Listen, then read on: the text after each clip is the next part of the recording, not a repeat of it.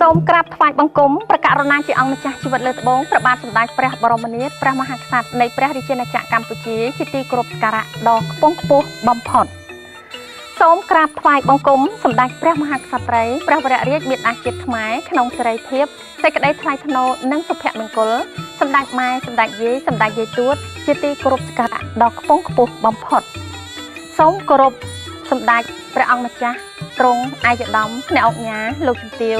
លោកស្រីអ្នកនាងកញ្ញាទូរទស្សនិកជនទាំងក្នុងនិងក្រៅប្រទេសជាទីគោរពនិងកណនីឆ្នាំខាចត្វាស័កពុទ្ធសករាជ2566គ្រិស្តសករាជ2022ឥឡូវនេះសង្ក្រាន្តនឹងចូលមកដល់នៅក្នុងថ្ងៃប្រហ័ស13កើតខែចែកត្រូវនៅថ្ងៃទី14ខែមេសាឆ្នាំ2022វេលាម៉ោង 10:00 នាទីព្រឹកនោះព្រះអាទិត្យចរចេញពីមីនអ្នករាសីទៅស្ថិតនៅឯមេសរាសីដើរតាមគោវិថីទៅផ្លូវកណ្ដាល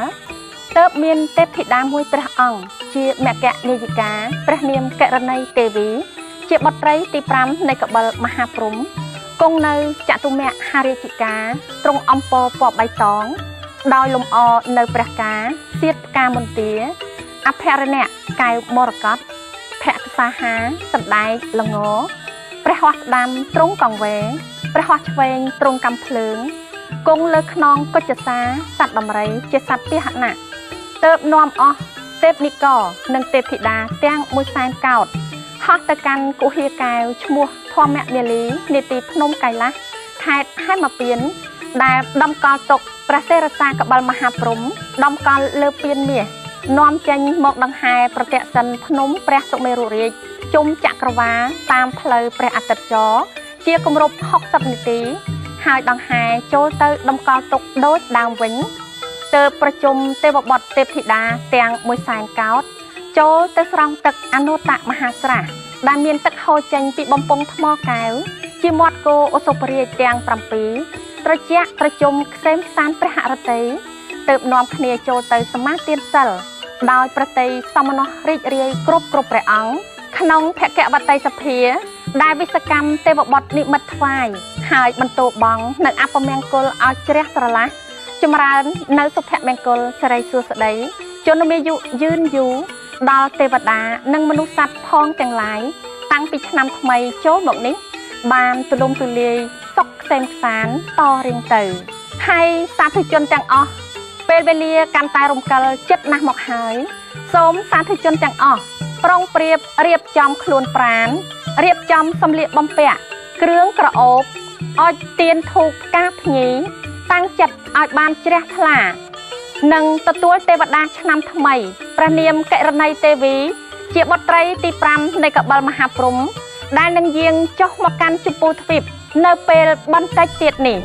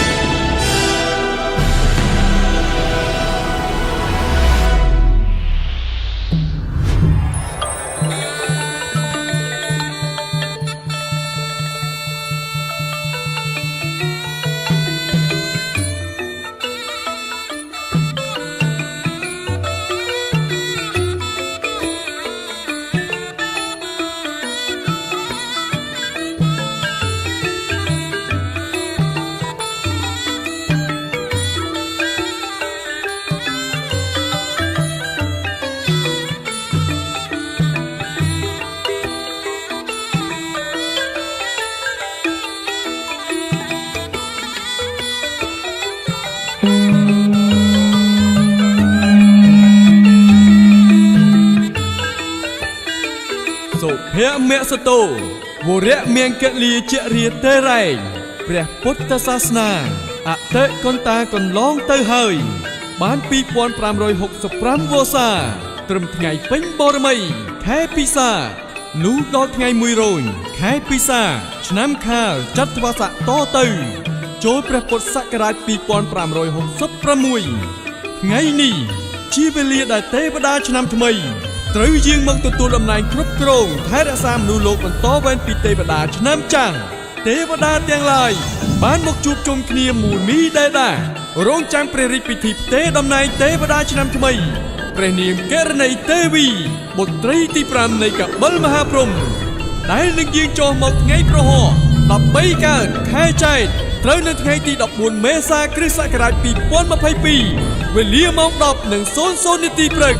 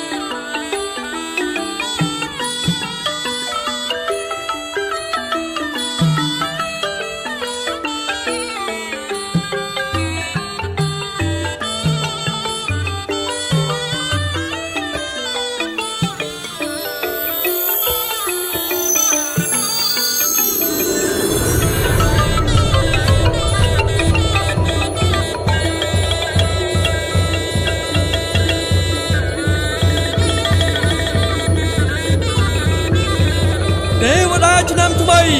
ព្រះនាមគរណីទេវីជាបុត្រីទី5នៃកបិលមហាព្រហ្មបានយាងចូលមកដល់ហើយ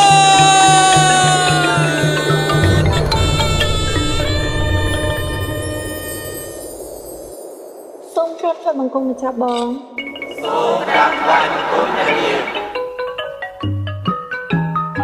ល្អហើយម្ចាស់អូន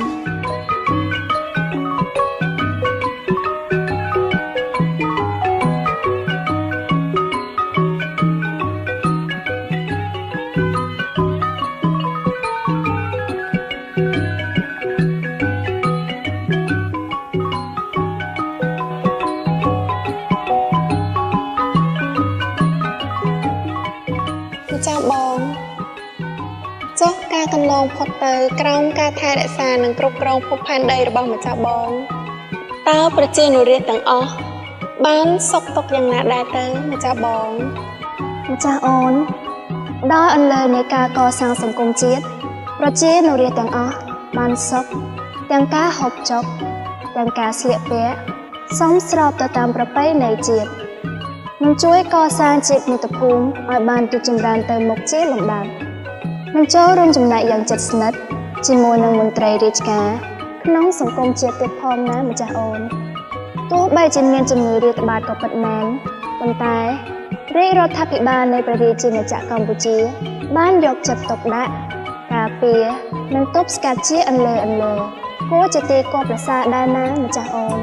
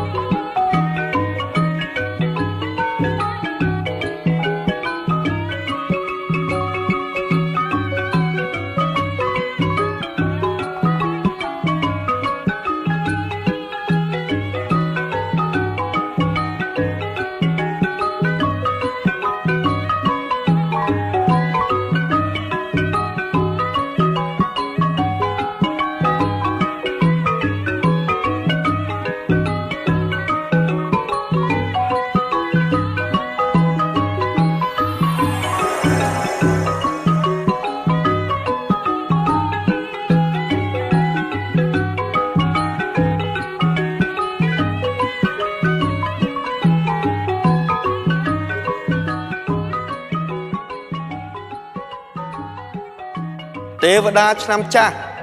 ឆ្នាំឆ្លូវឯកស័កពុទ្ធសករាជ2565សូមក្រាបទូលថ្វាយដំណឹងដល់ទេពនិករ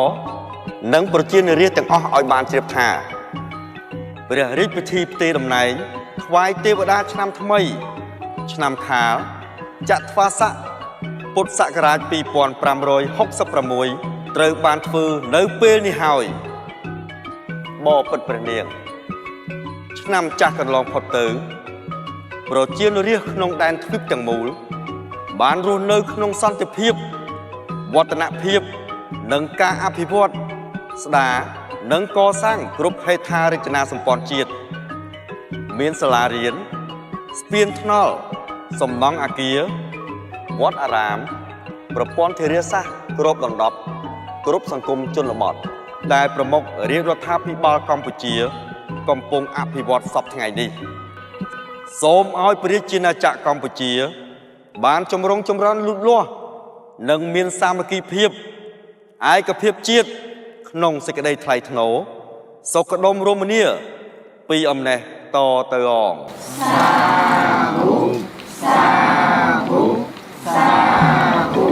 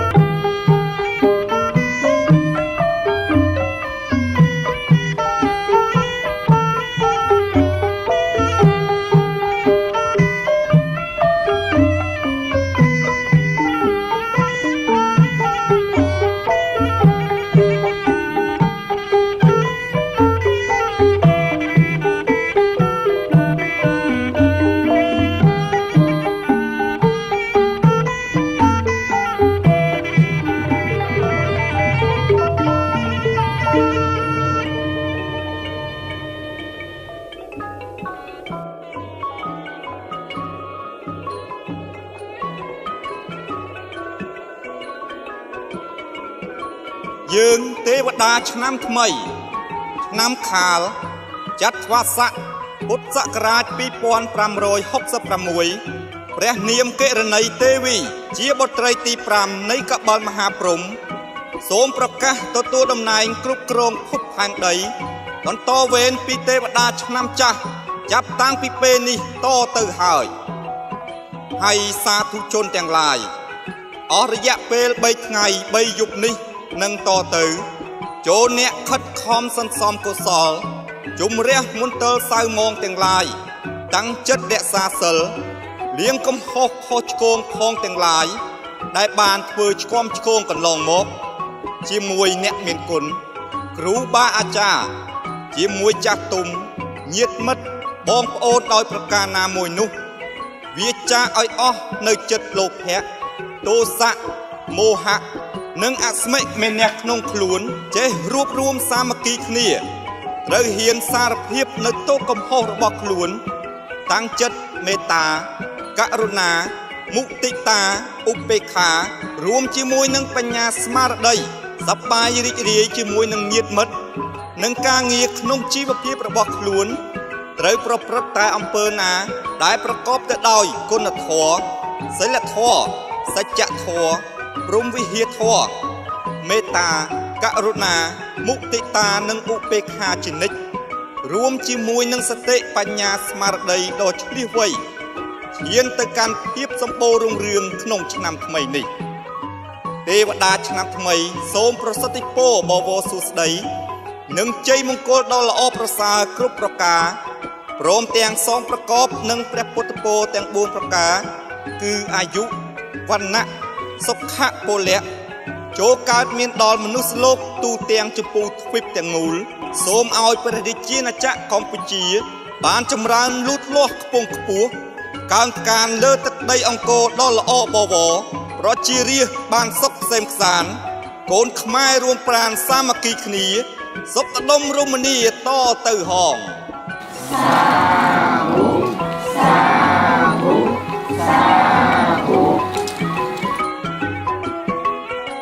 ម្ចាស់អូនពិធីផ្ទេរតំណែងថ្វាយម្ចាស់អូនបានចប់សពគ្រប់អស់ហើយសូមម្ចាស់អូនគង់នៅដោយមានព្រះបរមសុខនិងសូមឲ្យម្ចាស់អូនតាមជួយថែរក្សាមនុស្សលោកក្នុងជំពូទ្វីបពិសេសព្រះរាជាណាចក្រកម្ពុជាឲ្យបានសុខសេមសានត្រជាក់ត្រជុំសុខដុមរមនាសម្បូរសប្បាយក្រោមម្លប់សន្តិភាពនិងការអភិវឌ្ឍដ៏រុងរឿងនៃព្រះរាជាណាចក្រកម្ពុជាយើងសូមម្ចាស់បងទុកព្រះតីលើម្ចាស់អូនចុះម្ចាស់អូននឹងបន្តភារកិច្ចពីម្ចាស់បងដោយព្រះハរតីទុកដាក់បំផុតដើម្បីឲ្យព្រះរាជាណាចក្រកម្ពុជាជះចាក់ផុតពីគ្រោះទុក្ខភ័យនិងជំងឺរាតត្បាតទាំងឡាយនិងឲ្យកាន់តែសប្បាយជាភ័យភាពណាម្ចាស់បង